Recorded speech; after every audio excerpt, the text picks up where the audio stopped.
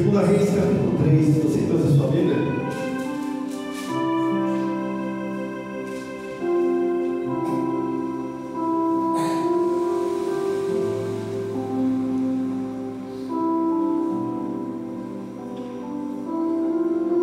quem voltou a dar glória a Deus? Glória a Deus.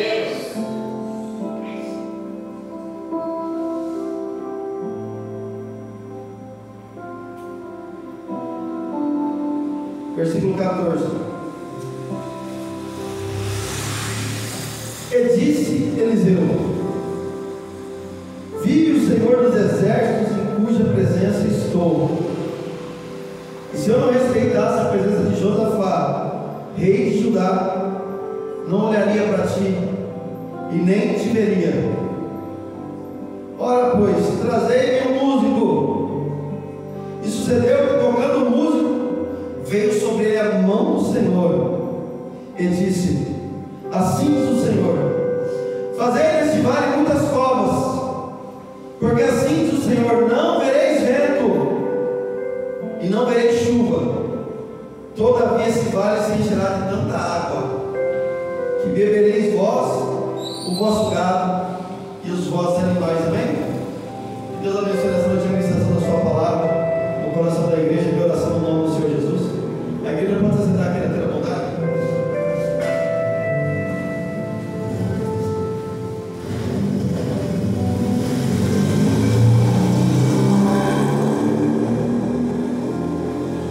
A passagem que nós lemos vai contar um pouco a história do cenário que estava vivendo a nação de Israel, aonde o rei Jorão, que era filho de Acabe, que andava afastado da presença do Senhor, porque apesar de não servir a Baal como seu pai e sua mãe serviam, ele continuou com a idolatria, levando as pessoas a adorar um bezerro de ouro dentro da nação.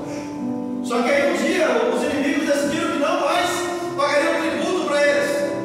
E aí, com a dor da perda, porque quando pesa no bolso, muitas vezes as pessoas começam a procurar a igreja, o homem de Deus, porque vê que a necessidade bateu na porta. A palavra de Deus manda falar para você: hoje espera a necessidade bater na tua porta, para que você esteja na presença dele. Porque se você está na presença de Deus, antes que a necessidade bata, ele já vai ter chegado com a providência. E o irmão que está do lado fala assim para ele: tem providência de Deus vindo para a tua vida nessa noite. E aí o que ele fez? Ele procurou Josafá. Por quê? Porque Josafá era um homem de Deus. Ele falou assim: ó, os moabitas se levantaram contra mim e eu queria que você me ajudasse nessa guerra. Faz uma aliança comigo. E Josafá foi lá e fez uma aliança com alguém que estava desviado da presença de Deus. E aí o que aconteceu? Enquanto eles se dirigiam para atacar os moabitas no meio do deserto, a água acabou. E aí eles entenderam: Deus nos trouxe aqui para nos entregar nas mãos dos nossos inimigos. E agora o que nós vamos fazer? Cuidado, fazer aliança com quem não anda na presença de Deus. Às vezes você compra uma briga de uma pessoa que está sofrendo o juízo porque anda afastada da presença de Deus. E aí o que aconteceu? O homem de Deus, que consulta a Deus, fez uma aliança com ele, foi para a guerra e passou por um deserto que Deus não tinha para ele. Deus sabe que tem gente que às vezes está atravessando um deserto que Ele não preparou para você. É você que está se jogando nessa luta. Nós já temos o suficiente contra nós. Você não precisa entrar no deserto que Deus não preparou para você. Deus tem grandes promessas para cumprir na sua vida. Só que às vezes nós, por causa da amizade, nós elevamos aquilo e não perguntamos para Deus por que está acontecendo aquilo. Nós simplesmente queremos ajudar. E aí é quando nós compramos uma briga que nós não deveríamos estar, e por causa disso nós pagamos um alto preço. Aconteceu isso comigo. Eu orei pela vida de alguém que estava morrendo. Eu não vou citar o nome porque está gravando, mas alguém que não sabia mandou uma mensagem para mim e falou assim: Deus não vai pesar a mão na sua cara mais por causa dos seus filhos. Eu estava tratando com aquela pessoa e você colocou a mão. Ela está curada, só que você vai pagar um preço por causa disso. Isso acontece, irmãos. Aconteceu com aqueles jovens que colocaram Jonas dentro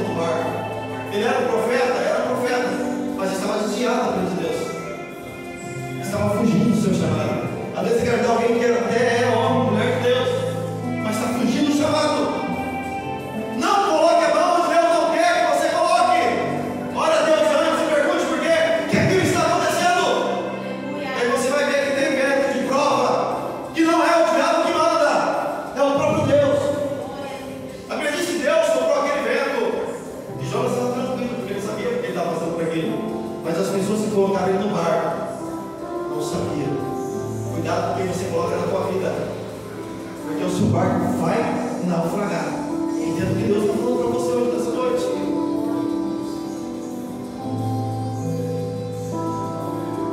E aí no deserto lembraram do nome de Deus e falou assim: tem um profeta que a gente pode buscar? Tem Eliseu.